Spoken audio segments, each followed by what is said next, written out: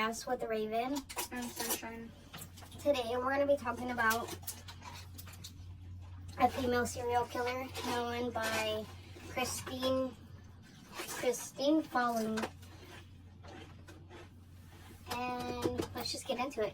So this is her childhood and youth.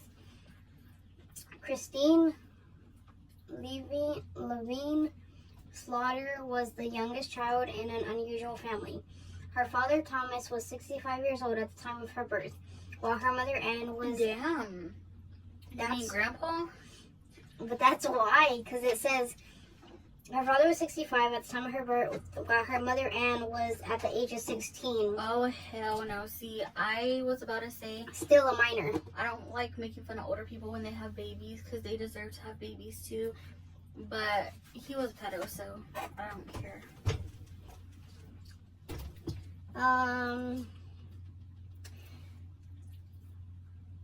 The family was below the poverty line, and Christine did not receive the necessary early childhood support. Because of this, she was considered mentally challenged. She also suffered from epilepsy. When her parents could no longer afford to support her and also became of ongoing arguments between them, Christine spent some of her childhood and youth in various orphanages. Are you good? I glitched. I just need to take a breath. She began killing small animals, especially domestic cats, at an early age, in order to test their 9 lives. As she later justified her actions, she often caused the animals to fall from heights.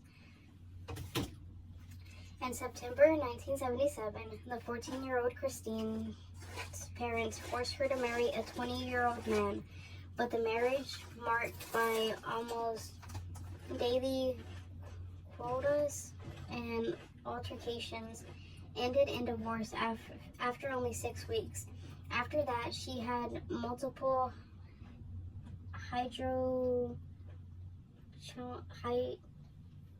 that's a big word.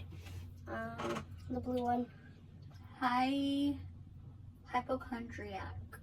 Like episodes. In the next 2 years, she was to be hospitalized 50 times, but doctors were unable to find any treatable conditions. She suffered from hallucinations, complaints of red dots that appeared before her eyes, and menstrual bleeding at irregular levels. At the age of 16, she was diagnosed as incapacitated.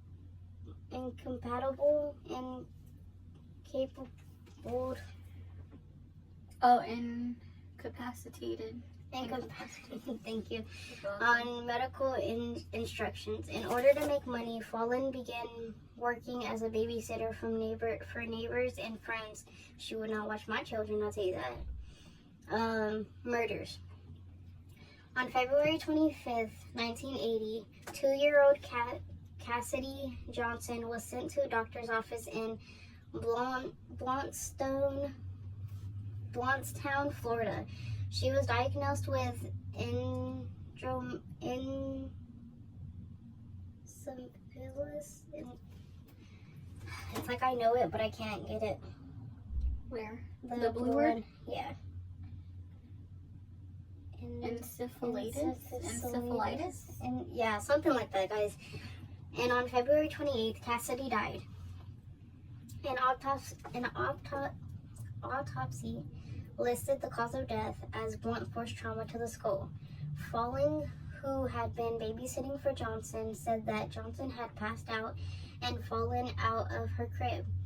The attending physician did not believe Fallen and recommended in a note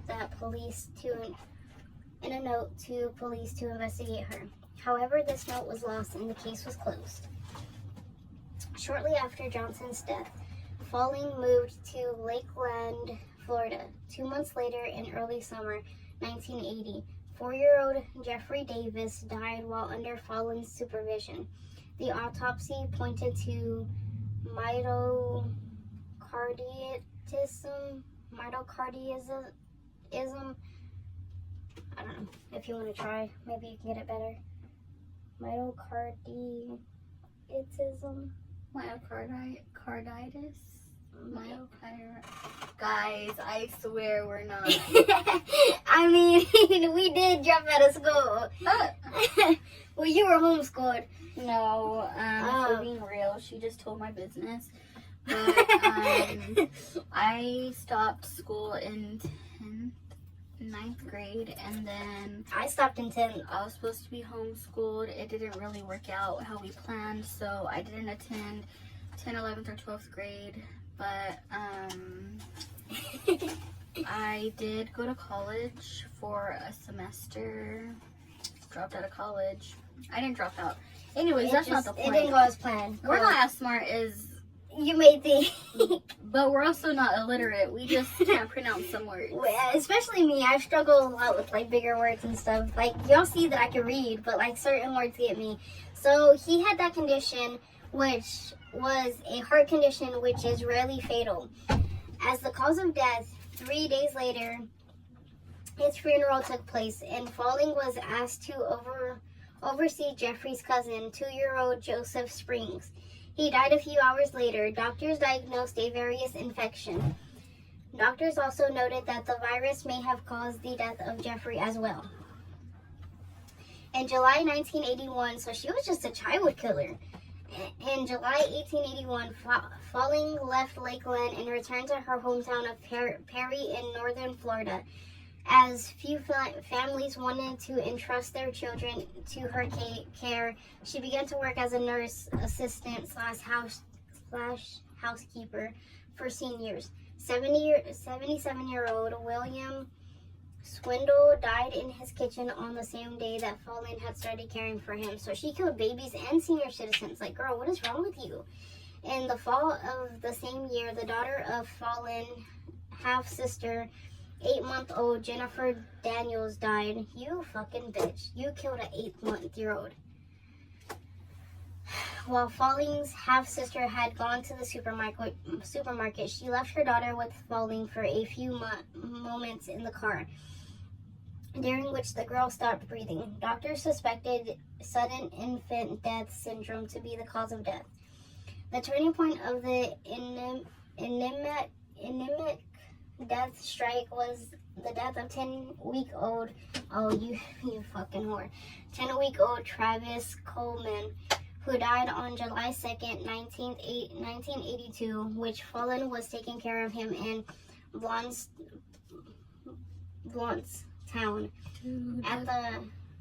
Sorry, go ahead. You're fine. I was just saying if he was 10 weeks old, then he was only like 2 months and like 2 weeks. Yeah, because that's 4, 6, 7, 8, 9. Not like 3 months. Well, because there's 4 weeks in 1 month, so 8 weeks would be 2 months. And then you're right. Like 2 months and a half he was. Yeah. That's sad. At the autopsy, the doctor found internal injuries that could have been caused by suffocation. When the police connected Falling, she confessed to murdering 3 of the children because she had heard voices telling her, "Kill the baby." She had suffocated the children with pillows and blankets. Of 3 murders, Falling pleaded guilty to killing Johnson, Daniels, and Coleman. So she mostly killed children, but she did kill that 77-year-old man. She prayed over the weak people. Pretty much. And animals when she was younger. It's always the animals. That's like the initial serial killer sign, is like if they harm animals. Like that's... I remember. No, you're good. Like that's... I don't know. Like I know if my son came home one day and I found him in his room dissecting an animal, I'd be like, yeah, maybe we should get you help before this turns even worse. But then again, I watch a lot of stuff, but like that's true. Most of them, like, they harmed animals before they became serial killers. So this is imprisonment. Falling was sentenced to life imprisonment in December 1982, and her confession prevented her from getting the death penalty. After serving 25 years in prison, Falling was eligible for parole. Her application for parole was rejected by the Parole Review Board in November 2017, and no one supporting Falling attended her parole hearing. She is scheduled for another hearing in 2024. Falling is imprisoned at the Lowell Correction Institution in Ocala, Florida. So I guess she's still alive. Let me see. Yeah, I think she's still alive. Yeah, because it doesn't say she died. She had 6 victims. Yeah, she must still be alive, guys. She would have got the death penalty had she not confessed, if she wouldn't have confessed, but yeah, she had issues. Her father was a pedophile. That's not justifying what she did, but her father was a pedophile. He was literally 65 and her mom was 16 when they had her. So that's fucking crazy. That's fucking crazy. But yeah, she was sick in the head. She needed help, but she did prey on the weak, and she was evil, evil, evil. She killed babies. That's one thing that she was a sicko.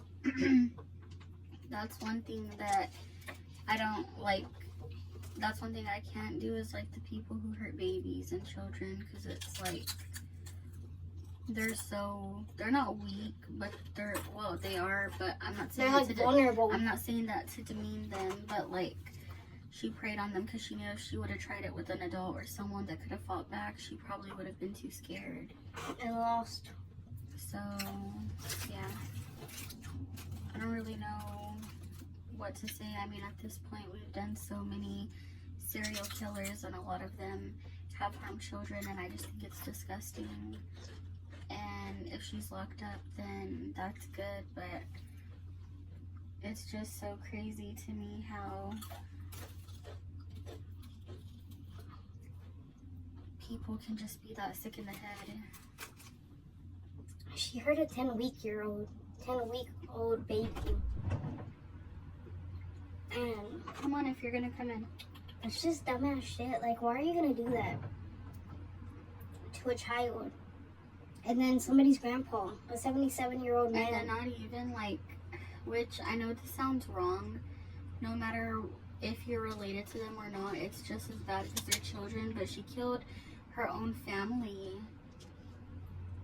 Her? Like, weren't the children, some of them related to her, or no? I don't think so. She was just babysitting them. Come on, baby. Come on. In or out? Don't talk back. She killed Cassidy Johnson, which she was babysitting. Then after that, she killed Jeffrey Davis, which was a 4-year-old. Then she killed Jeffrey's cousin, so they were related, which he was a 2-year-old.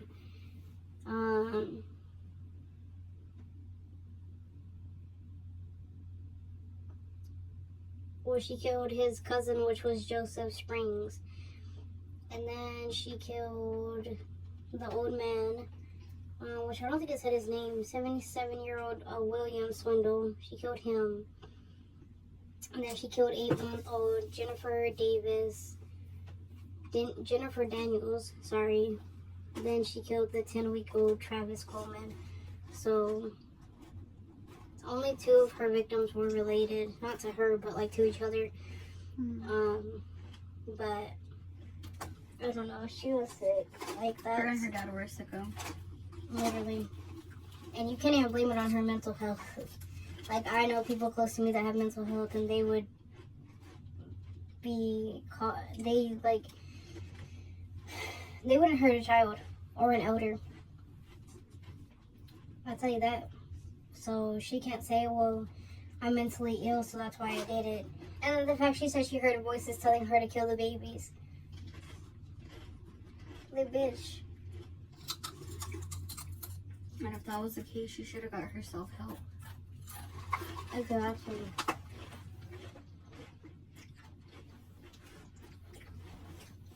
I don't know, because if you tonight heard a voice inside your head telling you to kill all of us in this house, what would you Girl, do? I'd be scared. But like, are you gonna, or you're gonna be like, bitch, I need help, wake up? Right, exactly. I wouldn't even go to you, low key. Like, you're my person, and I love you. But I'd probably go to my mom, because you'd probably try to talk to me. My mom's gonna like call somebody and be like, "Come get my daughter." I'm gonna eat one. You're fine, but like, hell no. I mean, I probably would wake you up first. I'd wake you up first, and I'd be like, Sarah, I'm hearing voices that are telling me to kill everybody in this house. Mm-hmm. And then we'd go get my mom, and I'd be like, Mom, I'm hearing voices that are telling me to go kill everybody in this house. But you know, my mom, she's gonna get out her holy oil and start praying and being, I rebuke you in the name of Jesus, and doing whole deliverance. But I mean, what would you do? If you woke me up and told me that? No, if you heard voices. I don't know if it's me, but this tastes weird. I have 2 more chips and then I'll eat one. Let me try this one. If that happened to me,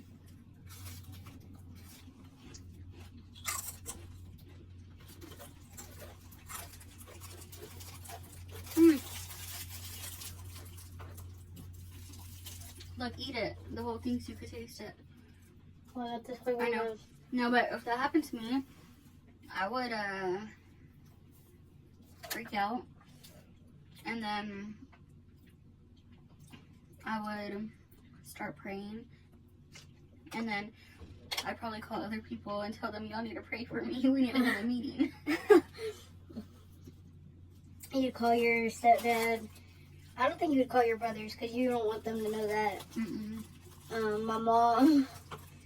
But like, even though I don't believe in God and stuff, I would still start praying myself, dude. I would pray to, like, I don't know, higher consciousness.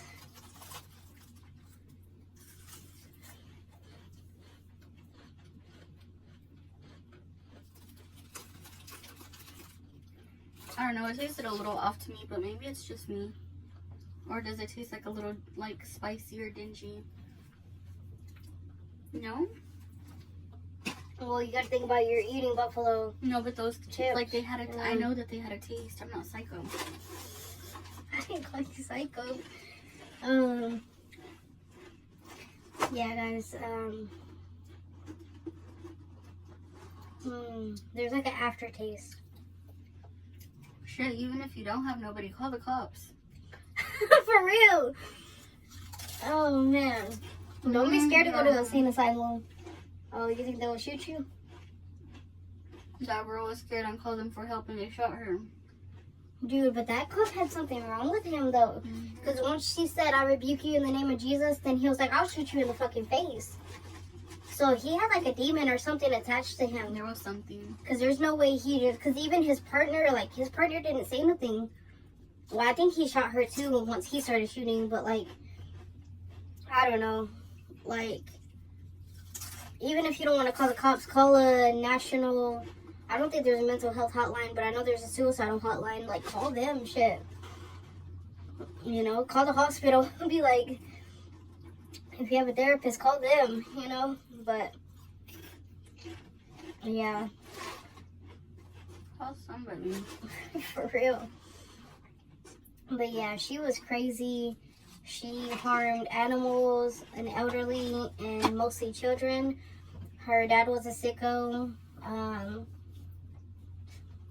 then the fact that her parents forced her at 14 to marry a 20-year-old is crazy. But yeah, guys, let us know what y'all think in the comments below. Also, help us reach our goal. Well, you have anything else to say? No, on that note, just help us reach our goal Of 10,000 subscribers by 2026, April 2026. And we're almost done with our serial killers. we have a couple more excited days. for that. Yeah, because she's ready for Chicky Bunny Bunny month. But yeah, guys, stay tuned for the content that's coming and everything. And I will get back to my cheating segments because I do miss doing those for you guys. But yeah, guys, we love you guys. So with much peace and unconditional love, we'll see you guys in the next video. Bye. Bye. Thank you. Love you. I'm dreaming in dreams bigger than me, taking my